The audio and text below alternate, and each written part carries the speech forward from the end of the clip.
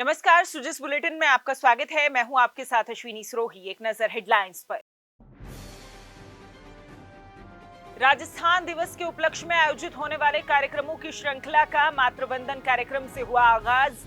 मुख्यमंत्री ने महिला शक्ति को दी विभिन्न सौगातें। चित्तौड़गढ़ में जोहर श्रद्धांजलि समारोह में शामिल हुए मुख्यमंत्री। कहा, चित्तौड़ के कण कण में वीरता की गाथाएं। सांस्कृतिक धरोहरों के संरक्षण के लिए राज्य सरकार प्रतिबद्ध। राजस्थान दिवस पर सप्ताह भर आयोजित होंगे विभिन्न कार्यक्रम। कल बीकानेर में होगा किसान सम्मेलन और एफपीओ मेले का उद्घाटन। राजस्थान दिवस पर आयोजित होने वाले कार्यक्रमों की शुरुआत आज बाड़मेर में महिला सम्मेलन कार्यक्रम मातृवंदन के साथ हुई। कार्यक्रम में लाड़ो प्रोत्साहन योजना में राशि वितरण, महिला समूहों को लगभग 100 करोड़ रुपए की सीआईएफ राशि का हस्तांतरण, 3000 महिलाओं को इंडक्शन कुकटॉप का वितरण, कालीबाई भील योजना के अंतर्गत 5000 मेधावी छात्राओं को स्कूटी वितरण, गार्गी पुरस्कार, बालिका प्रोत्साहन और मुख्यमंत्री हमारी बेटियां योजना के अंतर्गत 31,790 बालिकाओं को 13.16 करोड़ का डीबीटी, विवेकानंद स्कॉलरशिप योजना के लाभान्वित मेधावी छात्राओं को स्वीकृति, 1.10 करोड़ महिला प्रमुख परिवार को 200 करोड़ रुपए की एलपीजी सब्सिडी राशि का डीबीटी हस्तांतरण किया गया। साथ ही अति कुपोषित बच्चों के लिए टेक होम राशन में दूध 15 ग्राम से 25 ग्राम देने हेतु दिशा निर्देश, सोलर दीदी हेतु दिशा निर्देश, 36 महिला महाविद्यालयों में प्रतियोगी परीक्षा की तैयारी करने के लिए पुस्तकालय उपलब्ध कराने के भी दिशा निर्देश दिए। वहीं प्रथम चरण में 1000 ग्राम पंचायतों में बर्तन बैंक योजना के दिशा निर्देश भी जारी किए गए। इस अवसर पर मुख्यमंत्री श्री भुजनलाल शर्मा ने नारी शक्ति को नमन करते हुए कहा कि राज्य सरकार महिला सशक्तिकरण के लिए प्रतिबद्धता के साथ कार्य कर रही है। 75 साल पहले नव संवत चैत्र शुक्ल प्रतिपदा के दिन सरदार वल्लभ भाई पटेल ने रियासतों को मिलाते हुए राजस्थान की स्थापना की थी। इस वर्ष रेवती नक्षत्र इंद्रयोग का वही सहयोग रहा है।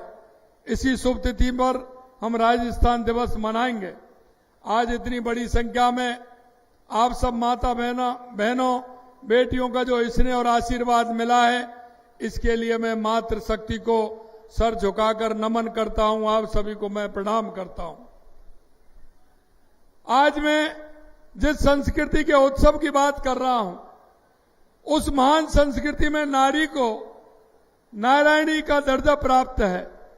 नारी का सम्मान समाज और देश प्रदेश के विकास की पहली सीढ़ी है। इसलिए इस बार के राजस्थान दिवस समारोह का यह पहला कार्यक्रम हमने मातृ शक्ति को समर्पित कार्यक्रम किया है।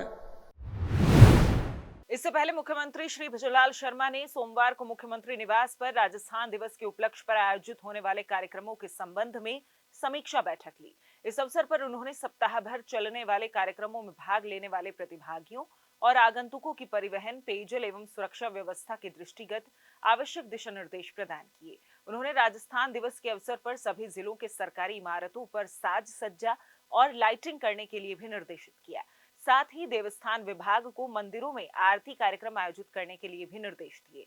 उन्होंने पुलिस महानिदेशक श्री यूआर साहू को राजस्थान दिवस के आयोजनों के क्रम में प्रदेश के सभी जिलों में सुरक्षा व्यवस्था चाक चौबंद रखने के लिए निर्देशित किया। मुख्यमंत्री ने कहा कि प्रत्येक नागरिक के लिए राजस्थान दिवस गौरव की अनुभूति है। इस दिवस पर आमजन राजस्थान को विकसित बनाने के लिए सेवा और समर्पण भाव के साथ कार्य करें।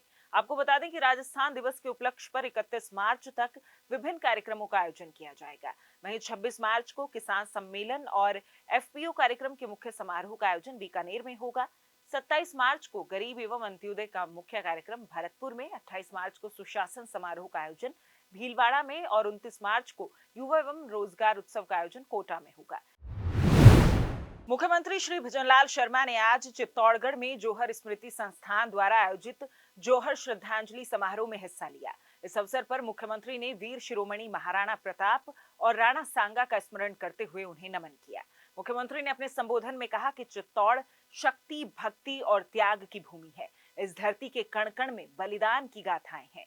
यहाँ की मिट्टी को वीर और वीरांगनाओं ने अपने खून से सींचा है। चित्तौड़गढ़ का कोई ये साधारण स्थान नहीं है। ये शक्ति और भक्ति, त्याग और तपस्या की तपोभूमि है।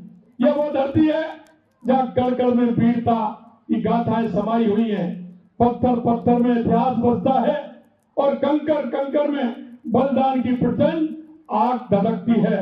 यहाँ की मिट्टी को उन वीर योद्धा और वीरांगनाओं ने अपने रक्त से सींचा है, जिन्होंने स्वतंत्रता, धर्म और आत्मसम्मान के लिए अपना सर्वस्व न्यौछावर कर दिया है। यह वो पवित्र भूमि है जहाँ क्षत्रिय वीर मर मिटने को अपना सौभाग्य मानते हैं। वीरांगनाएं अपने सम्मान की रक्षा के लिए धधकती ज्वालाओं में कूद पड़ी, बिना एक पल हिचकिचाए। चित्तौड़ का यह दुर्ग राष्ट्रीय अस्मिता, सनातन संस्कृति का प्रतीक है। यहाँ का दर्शन करना किसी तीर्थ यात्रा से कम नहीं है। जैसा कि कवि श्याम नारायण पांडे जी ने लिखा है, मुझे न जाना गंगा सागर, मुझे न रामेश्वर काशी, तीर्थराज चित्तौड़ देखने को मेरी आंखें प्यासी। ये जो कहावत है, ये निश्चित रूप से ये वो कहावत है जो दिल से निकली हुई कहावत है। चित्तौड़ की ये पवित्र धरती विश्व में त्याग और शौर्य की अनुपम मिसाल है। मुख्यमंत्री श्री शर्मा ने कहा कि राज्य सरकार चित्तौड़गढ़ के ऐतिहासिक वैभव को संरक्षित करने का कार्य कर रही है। महाराणा प्रताप टूरिस्ट सर्किट को धरातल पर उतारा जा रहा है। सीता माता अभ्यारण्य, ऋषभदेव, गोमतेश्वर मंदिर आदि को सम्मिलित करते हुए 100 करोड़ रुपए व्यय कर ट्राइबल टूरिस्ट सर्किट विकसित किया जा रहा है। हमारी सरकार चित्तौड़ के ऐतिहासिक वैभव को संरक्षित करने और जिले के विकास का काम कर रही है। प्रदेश की ऐतिहासिक विरासत की झांकी दिखाने वाले चित्तौड़गढ़ के म्यूजियम का उन्नयन किया जा रहा है। महाराणा प्रताप टूरिस्ट सर्किट को धरातल पर उतारा जा रहा है। सीता माता अभ्यारण्य, ऋषभदेव, गोमतेश्वर मंदिर, मातृकुंडा आदि को सम्मिलित करते हुए 100 करोड़ रुपए देकर ट्राइबल टूरिस्ट सर्किट विकसित करने का कार्रवाई की जा रही है। चित्तौड़ में संचालित लाइट एंड साउंड शो का उन्नयन किया जा रहा है। सतरंग मोरी चित्तौड़गढ़ में रोपवे सुविधा उपलब्ध कराने के लिए डीपीआर बनाकर कार्य हाथ में लिया जा रहा है।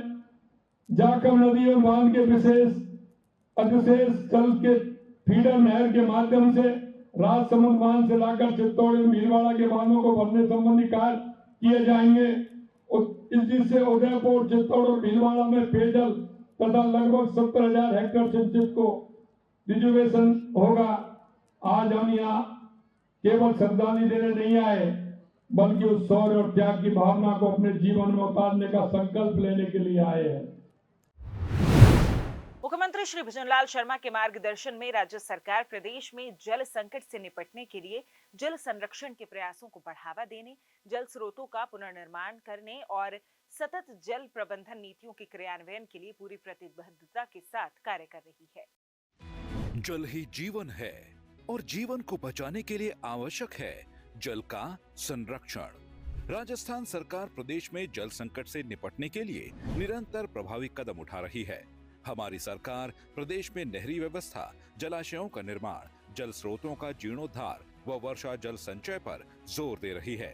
प्रधानमंत्री श्री नरेंद्र मोदी जी के मार्गदर्शन में भाजपा की डबल इंजन सरकार के प्रयासों से राम जल सेतु लिंक परियोजना और जल जीवन मिशन से राजस्थान में अब जल क्रांति का सूत्रपात हो रहा है।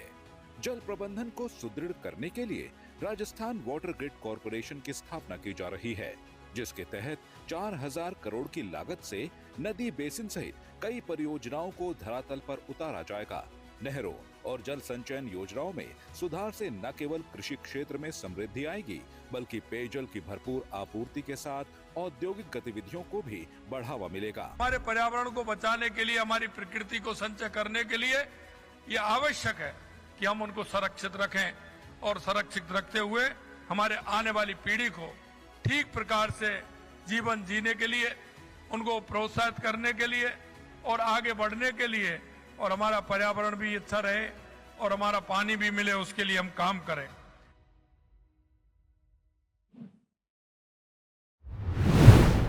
जिस बुलेटिन में आज के लिए इतना ही। फिर होगी आपसे मुलाकात, तब तक के लिए नमस्कार।